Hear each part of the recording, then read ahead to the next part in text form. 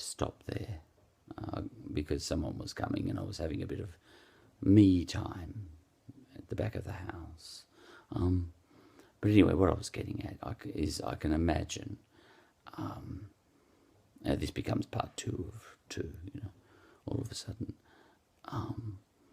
But I can imagine people being plugged into American politics and looking at the American right, and then looking at our right, the Liberal Party, and then vaguely thinking to themselves, well, it's not as on steroids as the right is in America, so I guess it must be sort of centre-right, some sort of wishy-washy centre-right, in the same way that the left in Australia seems to be not quite as on steroids as the left in America. So they must be kind of a bit more centre-left, And to that, look, I don't understand politics all that much, but my sense is that our right, the Liberal National Party and all that,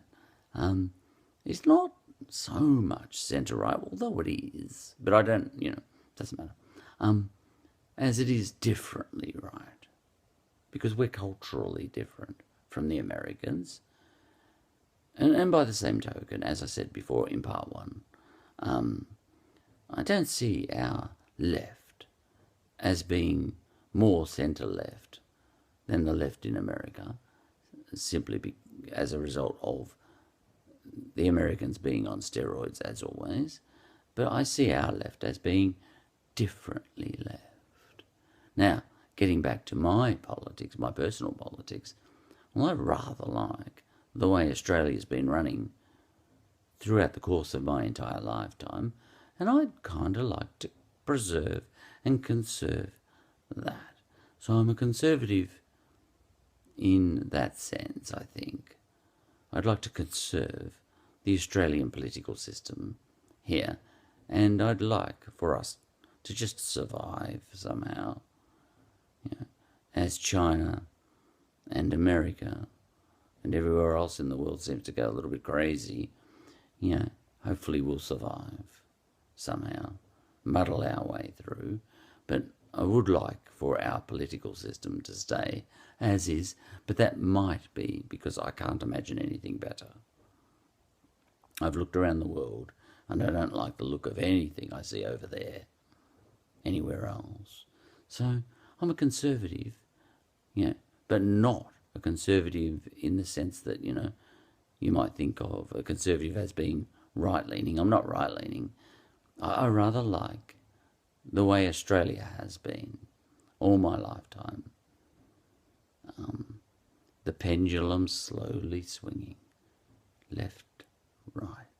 10 years, 10 years. Every 10 years, Labor gets in. And every 10 years after that, you get Labor in for 10 years, Liberal in for 10 years, Labor in for 10 years, Liberal for 10 years, left, right, left, right. Boring, just the way I like it. And we've got a head of state who never makes an executive order. Boring, just the way I like it. I wouldn't want to go to a republic because there'd be a danger that we might end up with a republic similar to America's, where we might have a head of state actually doing something, which would be a disaster. As far as I'm concerned, I don't want a head of state who does anything. I don't want a head of state who is elected, but not because I'm, tied to some idea of the monarchy or something. Actually, in my head, I've been thinking that if Queen Elizabeth should die, we should keep her on. Just the memory of her, because what would be the difference? She has no say in our politics anyway. She's a figurehead only and all that sort of stuff. Or, just keep her on. After she dies, we'll have Queen Elizabeth forever as a kind of godlike memory of a queen, you know, and that's fine. And she never intervenes anyway. And after she dies, well, she'll definitely never intervene. Perfect. What? Just keep it going. Keep it rolling along. Even if England were to get rid of its monarchy, we could keep Queen Elizabeth on forever. You know, and just keep having a Governor General carry out his duties, and you know, he can be our head of state effectively. He already is. The Queen Elizabeth is not our head of state. Just for the practical, mundane purposes of having a head of state to occasionally sack the government once in our history, I think that's all. You know, you don't want to be pulling triggers very often. What is that? One executive order we've had in our entire 120-year history. That's enough. You know, Donald Trump signs executive orders every 12 and a half minutes. I don't want that. So I suppose I'm a conservative in the sense that I want to conserve Australia and its political system the way it is. I'd like to go back to 1971, actually, and because we were on the right tangent then with reconciliation with Indigenous peoples, I think, and for all sorts of reasons. We lost our way a little bit. I think Paul Keating's Redfern speech and Kevin Rudd's apology, you know, all that was all in the right direction. But maybe it was global forces that, you know, the Howard era and the refugees and all this sort of stuff. Oh, look, it all gets very complicated. You know, if I was an Indigenous person, I'd be against refugees, put it that way. I'd be against Europeans being here too. I would be against Charlie here, speaking to you, being here, you know. But I would definitely be against refugees coming here because that's just more people on Aboriginal land and all that sort of stuff, you know. But that's my politics. I think I'm a conservative, but not a conservative in a right-leaning way, a conservative that would like to conserve the Australian political system, given that, in all practical reality, we can't go back to Indigenous.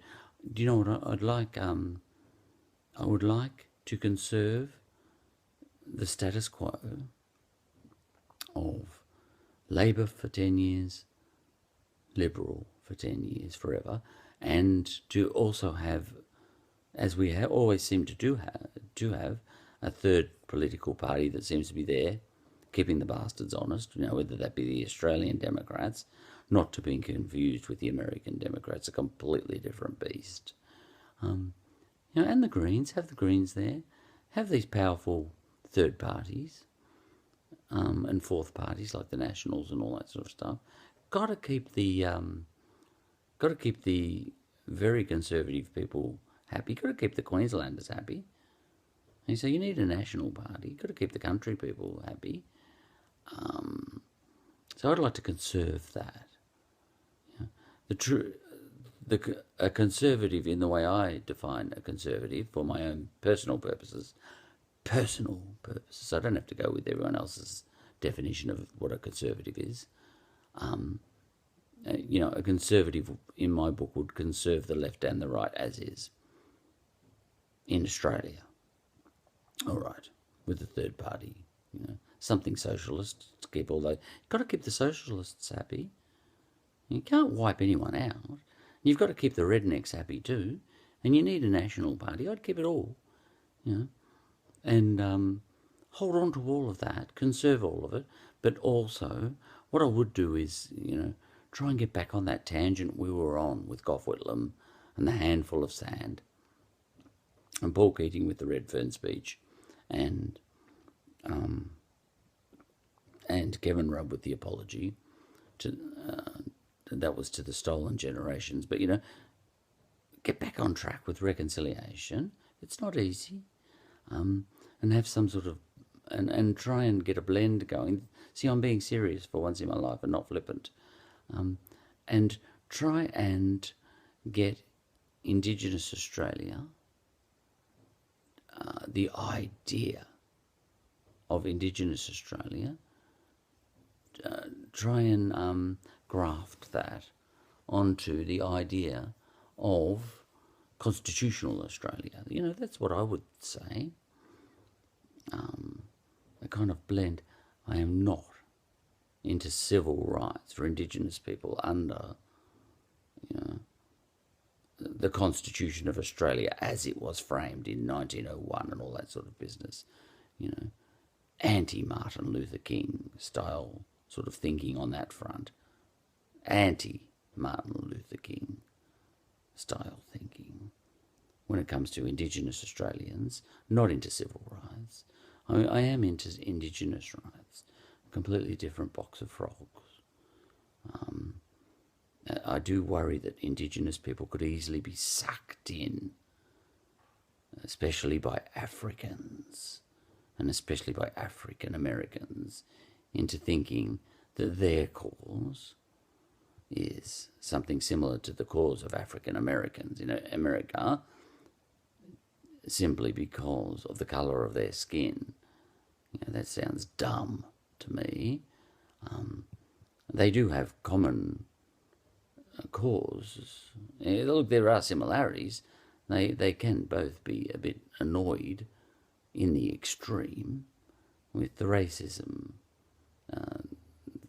that they suffered at the hands of people who identified themselves as white people. And, you know, they can feel a sort of camaraderie. The Indigenous Australians can feel, for sure, a camaraderie with African Americans in America, in as much as people who identified themselves as white called all of those guys black. You know, so obviously they all self-identify as black people now, and that's understandable and it's fine, but that's where it ends, I think. You know, I wouldn't, if I was an Indigenous person, be thinking that the African Americans have a recipe that will work here. You know? Yes, they've got a shared grievance, and a valid one, absolutely, but they haven't got the same experience and all that sort of stuff. Africans were an introduced species into a European civilization in America. The Native Americans were a completely separate thing that were already there. Nothing to do with the African Americans, you know. So the Africans came into a European structure, whereas here in Australia, Europeans came in and were an introduced species, a foreign species, an invasive species that came onto this continent, and as such, the existing people here on this continent were a completely different box of frogs to the African Americans over in America. You know what I mean? So, you know, ideally, I would like to just conserve what we have in Australia. I would like to be a conservative with respect to the environment as much as possible, because true conservatism is looking after the environment, and true conservatism, as far as I can see, is conserving what you have, conserving your left, if you like, and conserving your right. You know, conserving the left side of your politics, and that's how I view conservatism. You know, if I was in America, my idea of conservatism, if I wanted to keep things as they are, my idea of conservatism, being a conservative, would be to encourage the left to stay strong and to encourage the right to stay strong over there. That's my idea. And to conserve everything. Keep everything as is, if you think you got it roughly right as it can be. And I think Australia has got it as right as it can be. It's absolutely nowhere near perfect. And our record with Indigenous Australia is appalling. But maybe it's my lack of imagination. I can't imagine, anything much better, except for one thing. I think we've got off track with reconciliation, and we could be doing more. We need to get more of the spirit of Indigenous Australia into our cultural souls, I think. And I don't think Indigenous Australia have to get more of us into their souls. I think they've already accommodated us quite a lot on that front. So I do think we should, just like Australian rules football, I'll finish with this point, is kind of unique to us. Essendon got done by 4 points tonight. Disaster. We were well up. Anyway, just as our Indigenous game, Aussie rules football is unique to us. We could carve out our own, conserve what we've got, our political system, Labor and Liberal. It's absolutely mind-blowing what we've achieved with our labour movement in Australia and our attitude towards unionism and all that sort of stuff, and other progressive things that other countries, we did these things before anybody else. 888, the idea of minimum wages and minimum working hours, maximum working hours, and all those sorts of things. World leaders, the first to do those sorts of things, and we were the first country in the entire history of the planet to give women full political rights, and so on and so forth. The right to stand for public office and the right to vote. We were the first country ever. No one had ever done it before. And New Zealand was sort of side by side on that with us, but they're sort of the same country as us in a very strong way. They used to be part of New South Wales, but listen, that's another day. But the character of New Zealand and the character of Australia can be different because they are rather successfully carving out a culture that is a blend of European Australia and Maori New Zealand. And we should carve out, I think, I'd like to see it anyway, something that conserves what we have with respect to what I call constitutional Australia, which is European Australia, but also grafts onto the side of that, or marries onto that, or with that, Indigenous Australia as well. That seems a nice enough way to finish that episode. It was far too long and rambling for anyone to watch, but then, as I think I said somewhere early on in the episode, these YouTube clips are not for the listener at all. I have no interest at all in you, the listener, or I'd re-record this and make it a lot shorter. But I really don't want listeners because, and you might think I'm just pretending that, but I don't want you here. I like it being in the ether. I explained that. It's about creating fairies. I like putting ideas into the ether so that the fairies exist, so that the ideas exist in the ether. But I have no need for anybody to listen to them. I have no need for that. And that'll do. I'll just let this episode taper off. I don't need a big finish. And it's way after midnight anyway, so I'd better get to sleep.